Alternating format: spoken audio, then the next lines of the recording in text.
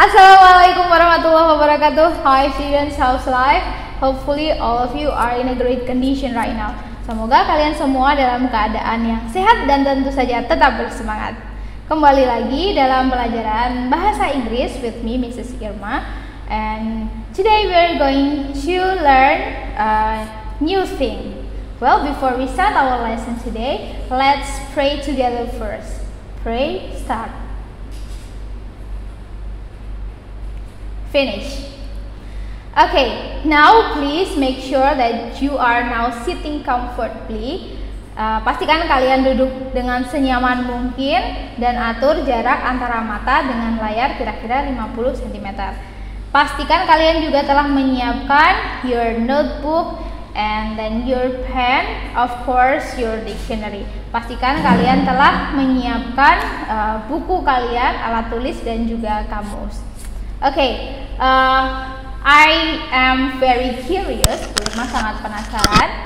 How did you spend your weekend? Bagaimana kalian menghabiskan akhir pekan kemarin? Meskipun saat ini sedang pandemi, maybe some of you have to go somewhere. Jadi mungkin beberapa dari kalian tetap harus pergi ke suatu tempat, atau mungkin kalian harus mengunjungi kerabat kalian di daerah lain. And what did you do yesterday? Apa saja yang kalian lakukan kemarin? Oke, masih menyambung pelajaran kita di pertemuan sebelumnya. We'll talk about recount text. Jadi kita masih akan membahas tentang recount text. Apakah kalian masih ingat recount text itu apa? Okay, good. So recount text is a text which tells past experience or past activities. Jadi recount text itu adalah teks yang menceritakan atau mendeskripsikan tentang pengalaman atau kegiatan yang terjadi di masa lampau. Nah, sebenarnya recount itu ada 3 macam. Jadi ada 3 macam recount. Yang pertama ada personal recount, kemudian ada factual recount, dan yang terakhir adalah imaginative recount. Kalau personal recount itu tentu saja jika si penulis itu involved in the story. Jadi penulisnya itu mengalami sendiri apa yang dia tuliskan. Ini juga termasuk biografi. Jadi biografi itu termasuk di personal recount, meskipun biografi ditulis oleh orang lain ya. Kemudian kalau factual recount itu recording an incident. Jadi biasanya contohnya itu laporan polisi, kemudian laporan seperti news report, jadi laporan berita seperti itu. Kemudian yang terakhir imaginative recount. Jadi kalau imaginative recount itu talking on an imaginary role and giving details of events. Jadi itu kita seperti membuat cerita seolah-olah kita mengalaminya. Contohnya misalnya a day in the life of a mermaid. Jadi kita menceritakan seolah-olah kita mengalami sehari menjadi mermaid atau putri duyung. Contohnya seperti itu. Nah, pada kesempatan kali ini yang akan kita bahas adalah personal recount. Jadi how to write personal recount. Kalau kalian masih ingat, ada 3 bagian dalam recount text. Yang pertama adalah pembuka, opening, yang kita sebut dengan orientation. Dalam opening ini harus ada 3 hal nih. Nah, apa saja? Ya, jadi harus memuat who are the participants, siapa saja tokoh yang terlibat dalam cerita tersebut, kemudian when and where the story or the activity took place. Jadi di mana dan kapan terjadinya kegiatan tersebut. Nah, jadi semua itu harus disebutkan dalam orientation. Jadi ketika orang lain membaca cerita kalian, they knew, mereka tahu kira-kira apa sih yang akan diceritakan dalam teks ini, itu ya. Kemudian bagian yang kedua, the content of the story, ini berisi the sequences of events. Jadi urutan-urutan kegiatannya, urut dari yang paling awal sampai yang paling akhir. Jadi poinnya di sini kalau recount text itu isinya adalah rangkaian atau urutan peristiwa. Kemudian bagian ketiga dari recount text adalah closing yang kita sebut dengan reorientation. Isinya apa? Ya, reorientation berisi tentang the writer's feeling or the writer's opinion toward the activity. Jadi bagaimana pendapat ataupun perasaan penulis terhadap aktivitas atau kegiatan yang telah dia lakukan. Well, after this we are going to learn bagaimana caranya membuat personal recount sederhana. Before we continue to our training today, silahkan kalian tulis dulu beberapa kosakata berikut ini. Silahkan kalian tulis, write them on your notebook, kalian catat dulu, and then find their meaning with the help of your dictionary. Temukan bukan meaning ya, jadi temukan bahasa Inggrisnya apa dengan bantuan kamus, atau mungkin kalian mau pakai translating tool, terserah. Tapi sudah dalam bentuk past ya. Jadi kata-kata berikut ini, kata kerja bentuk keduanya apa, bentuk pastnya seperti apa, langsung kalian tulis. Pause the video and do it. Silahkan pause videonya dan kerjakan. Bagaimana? Sudah selesai? Good job. Okay, so those words will help you in writing your story today. Jadi kata-kata yang kalian sudah cari bahasa Inggrisnya yang sudah bentuk kedua tadi nanti akan sangat membantu kita dalam penulisan personal recount kita pada hari ini. Okay, before we start our journey today, sebelum kita mulai perjalanan kita pada hari ini, kita harus pilih dulu kira-kira where will we go, kita akan kemana. Ya, kita berandai-andai bahwa kita akan pergi ke suatu tempat, lalu nanti kita akan menceritakan apa yang kita lakukan di sana. Oke? Oke, kita akan jalan-jalan bersama secara virtual. Kita lihat dulu ini dia, kita akan pergi kemana.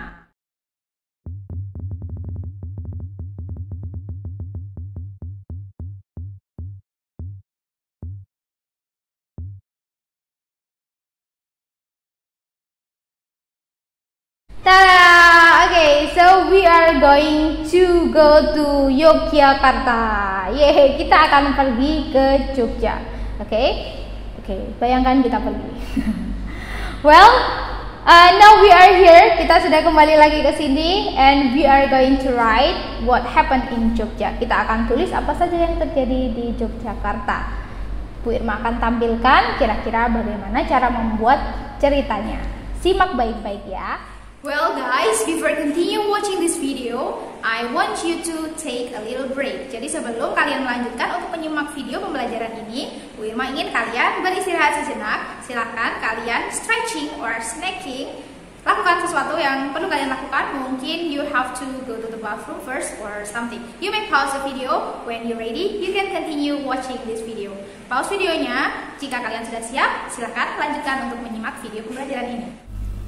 Well guys, we are going to start our writing today. Kita akan mulai kegiatan writing atau menulis kita pada kesempatan kali ini. Kita mulai dari orientation atau openingnya dulu. Ingat bahwa di opening we have to mention the participants, siapa saja yang terlibat, and then the time and place. Jadi waktu dan juga tempat terjadinya peristiwa dan gambaran peristiwa atau kejadian atau kegiatannya secara umum. Nah biasanya kalau personal recount yang cerita pengalaman pribadi itu nanti diawali dengan kalimatnya dimulai dengan kapan terjadinya. Last Sunday, misal nanti keterangan waktunya ini diletakkan di akhir kalimat, nggak apa-apa. And then remember, untuk menulis nama hari, nama bulan, nama tempat, we have to start with capitalized letter. Kita ini ya, huruf pertamanya ini harus kapital, seperti ketika kalian menulis dalam bahasa Indonesia ya. Last Sunday, my family and I pergi. Apa tuh bentuk keduanya? Ya, went to Yogyakarta to visit my grandma. Oke. Jadi minggu kemarin saya dan keluarga saya pergi ke Jogja untuk mengunjungi nenek. Nah, ini satu kalimat ini sudah cukup untuk menjadi orientation dari cerita kita. Nah, tapi kita bisa tambah seperti ini. We went there by car. Nah, ini adalah cara ketika kalian mau menyebutkan naik apa kesananya. We went there by car, we went there by bus or by train maybe, gitu ya. Nah, kemudian kita akan langsung lanjut ke sequences of events-nya, jadi isinya. Berarti nanti isinya adalah urutan kegiatan dari awal sampai akhir. We will start with the preparation. Kita akan mulai dari persiapannya. Mempersiapkan, prepare. I prepared my bag. Ini ya. Oke. Kemudian berangkat ke Jogja. Kira-kira gimana? We left for Yogyakarta at jam berapa berangkatnya? Misalnya jam 5 ya. At 5 PM. Nah, jadi kalau kalian mau mengatakan kalian berangkat ke Jogja atau kalian berangkat ke suatu tempat, bisa memakai ini, we left for. Nah, di sini ditulis tempat tujuannya. We left for Yogyakarta at 5 PM. Kemudian setelah itu kita tambah apa ya kira-kira? Ya, mungkin berhenti dulu ya. We stopped for breakfast. Sorry. Nah, jadi berhenti dulu, mampir sarapan. Oke. Next, lanjut perjalanan. Continued. Ini ya. We continued our, maaf banyak typo. We continued our trip. Oke. Kemudian setelah lanjut, tiba di rumah nenek. We arrived at grandma's house. Misalnya jam berapa ya? At 7:30 misalnya. EM. Dah. Oke, setelah sampai di sana, berarti bisa disambung dengan activities that we done there. Jadi kegiatan apa saja yang kita lakukan di sana. I played in the garden with my sister and my cousins misalnya. Oke, jadi bermain di taman dengan saudara perempuan dan sepupu-sepupu saya. Nah, di sini mulai muncul tokoh lain selain yang disebutkan di orientation tadi. Jadi nggak apa-apa, tidak semua tokoh harus disebutkan di orientation. Jadi pengenalan di awal ya cukup tokoh utamanya saja. I played in the garden with my sister and my cousins. Kemudian nih, my mom and dad went to supermarket with my aunt misalnya. Ayah dan ibuku pergi ke supermarket dengan bibi. Oke, terus habis itu nah kira-kira ya mungkin kegiatannya sudah selesai di sana. Terus kira-kira kemana lagi ya? Oke, we visit Malioboro. Oke, lalu pulang. We went home. Oke, nah kira-kira simpelnya seperti ini. So when you want to make personal recount, ketika kalian ingin menulis personal recount, kalian bisa mulai dengan membuat draft seperti ini. Jadi urutan kegiatannya apa saja, kalian tulis seperti ini. Nah, oke. Setelah itu urutan kegiatan ini kita masuk ke closing atau reorientation. Reorientation berisi tentang the writer's feeling or opinion. Jadi perasaan atau pendapat penulis tentang kegiatan yang dia alami, yang dia rasakan. Lelah, tired. I was tired, but I was very happy to see my family misalnya. Oke, nah cukup seperti ini aja. Jadi misal kalian menuliskan sesuatu yang lucu atau gimana, it was so much fun. Nah cukup seperti itu saja sudah bisa menjadi closing atau reorientation dari cerita. Nah kemudian apakah bentuk teksnya akan seperti ini saja? Nah jadi yang kita perlu perbaiki adalah di bagian kontennya atau ceritanya. Dalam urutannya ini, we have to make those sentences into good paragraph. Jadi kita harus menyusun kalimat-kalimat ini menjadi paragraf yang baik, paragraf yang padu. Nah, that's why kalau kalian masih ingat di penjelasan Bu Irma sebelumnya bahwa ada kata-kata bantu yang bisa kita gunakan supaya kalimat satu dan yang lainnya itu bisa padu membentuk paragraf yang baik. You may rewatch the video of recount text ya. Kalian nanti bisa lihat lagi videonya. Kita coba dulu. Jadi kita akan buat paragraf pertamanya dulu. I prepared my bag. Nah, kalau langsung I prepared my bag ini kan jadi aneh ya. Kita bisa kasih kata keterangan yang menunjukkan urutan. Jadi misalnya first I prepare my bag. Nah, kalian bisa tambah ini with the help of my sister. Atau mudahnya first I prepare my bag and my sister help me.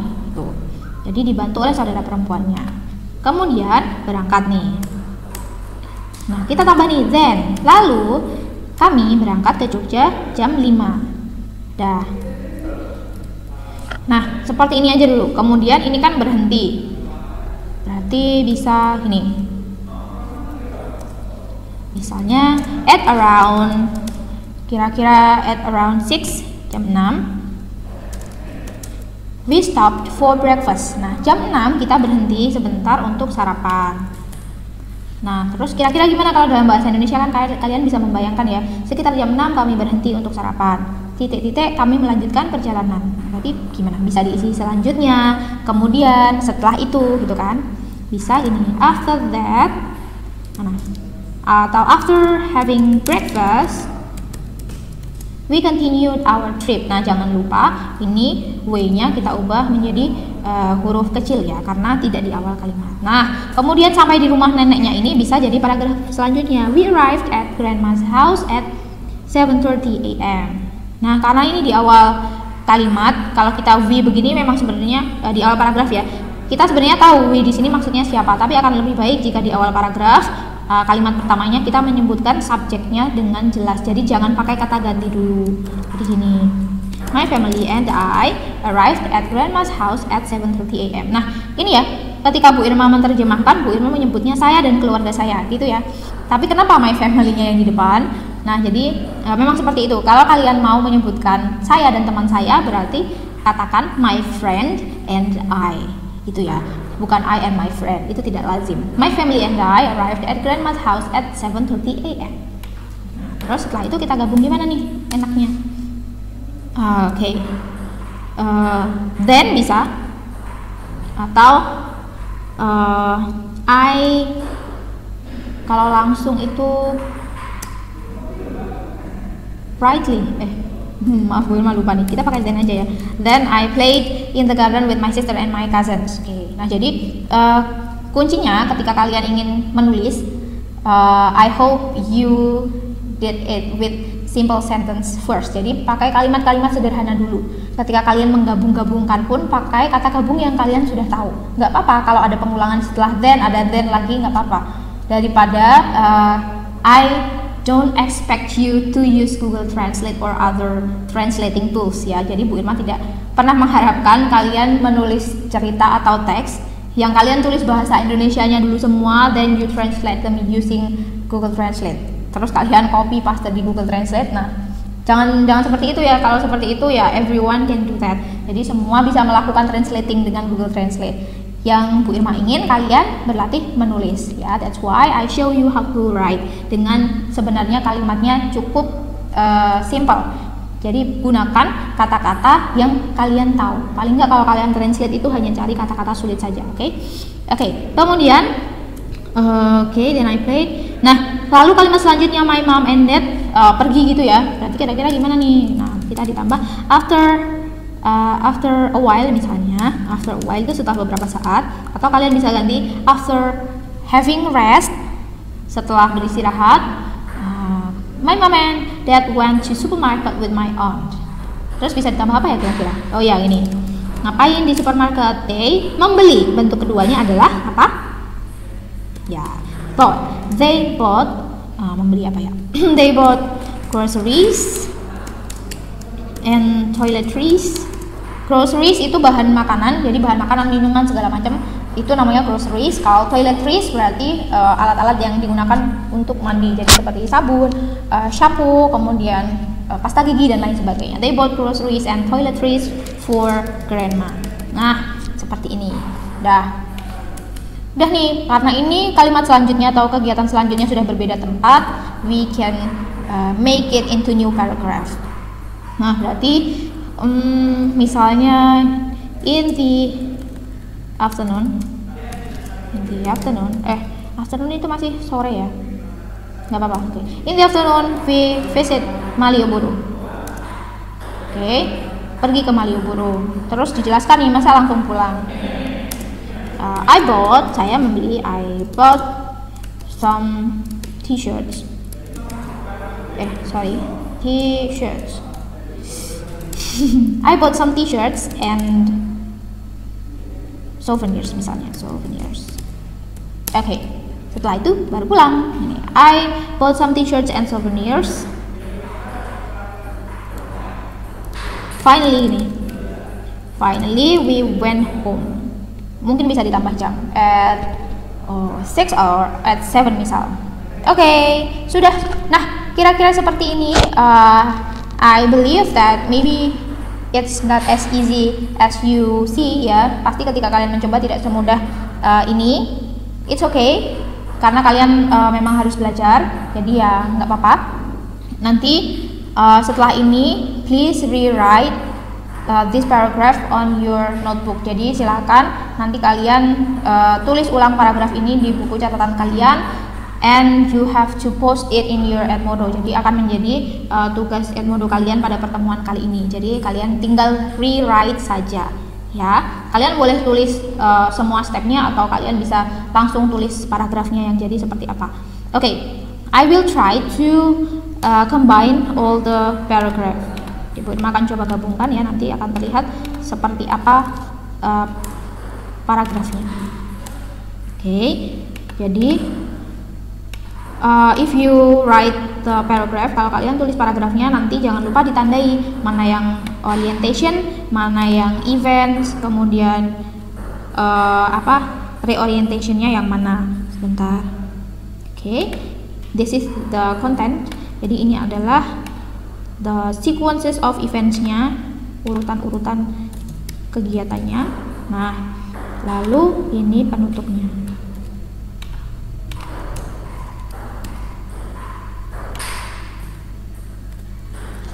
Oke. Wait. Ya.